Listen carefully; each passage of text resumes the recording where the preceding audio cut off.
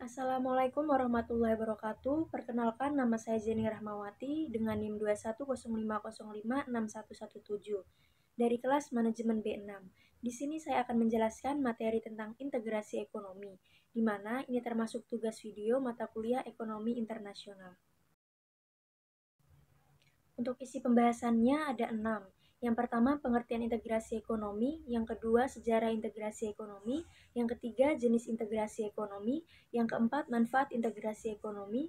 Yang kelima, integrasi ekonomi di ASEAN. Dan yang keenam, tahapan integrasi ekonomi.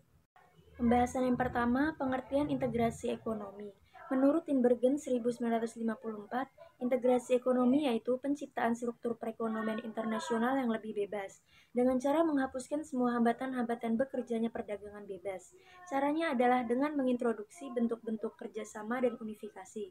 Integrasi dipakai sebagai alat untuk mengakses pasar yang lebih besar dan menstimulasi pertumbuhan ekonomi. Hal ini sebagai cara untuk meningkatkan kesejahteraan nasional. Dalam integrasi ekonomi, terjadi perlakuan diskriminatif antara negara-negara anggota dengan negara-negara non-anggota dalam melakukan perdagangan, sehingga dapat memberikan dampak penciptaan dan dampak pengalihan. Pembahasan yang kedua, sejarah integrasi ekonomi.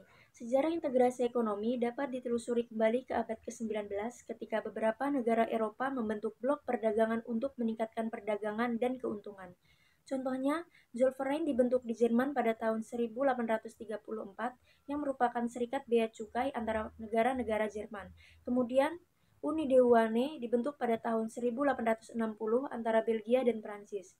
Setelah Perang Dunia Kedua, integrasi ekonomi semakin meningkat karena kebutuhan akan pemulihan dan pembangunan pasca perang. Pada tahun 1951, Perjanjian Paris ditandatangani oleh 6 negara Eropa, yaitu Belgia, Prancis, Italia, Luksemburg, Belanda, dan Jerman Barat, yang mendirikan komunitas batu bara dan baja Eropa. Kemudian disusul dengan Perjanjian Roma pada tahun 1957 yang membentuk Masyarakat Ekonomi Eropa atau MEE dan Masyarakat Atom Eropa.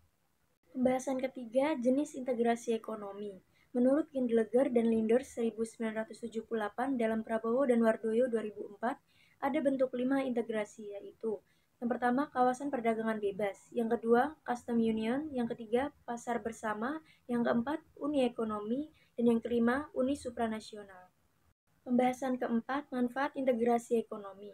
Manfaat integrasi ekonomi ada 3. Yang pertama, dapat mendorong harga barang dan jasa yang lebih rendah dan meningkatkan variasi kualitas dan pilihan yang lebih luas bagi kawasan yang terintegrasi.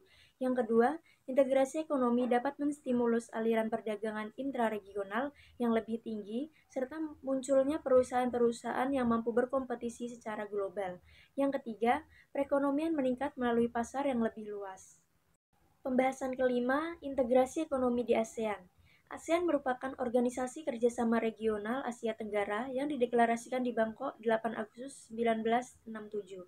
Organisasi ini atas inisiatif Indonesia, Malaysia, Filipina, Thailand, dan Singapura.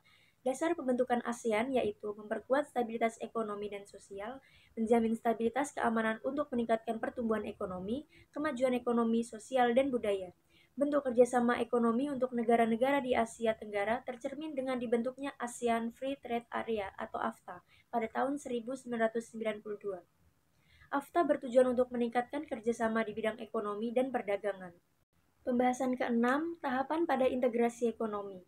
Menurut Dennis dan Alfred 1998 dalam Arifin ETAL 2007 bahwa negara-negara yang bergerak dalam perdagangan internasional telah membentuk suatu persekutuan dagang atau integritas ekonomi yang sebelumnya telah terjadi hubungan antar negara yang istimewa. Integritas ekonomi dapat dibagi menjadi 4 kategori atau tahapan, yaitu yang pertama, Free Agreement atau FTA, yang kedua, Custom Unions, yang ketiga, Common Market, yang keempat, Economic Unions. Unity of Sciences. A'udzu billahi minasyaitonir rajim.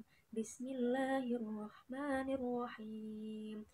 Qala laqad zalamaka biswalika na'jatika ila ni'ajih wa inna katsiran minal khulata'i la yabghi ba'duhum 'ala ba'din illa alladzina amanu wa 'amilus solihati wa qalilum ma hum وظن داود أنما فتناه فاستغفر ربه وخر راكعا وأنابا.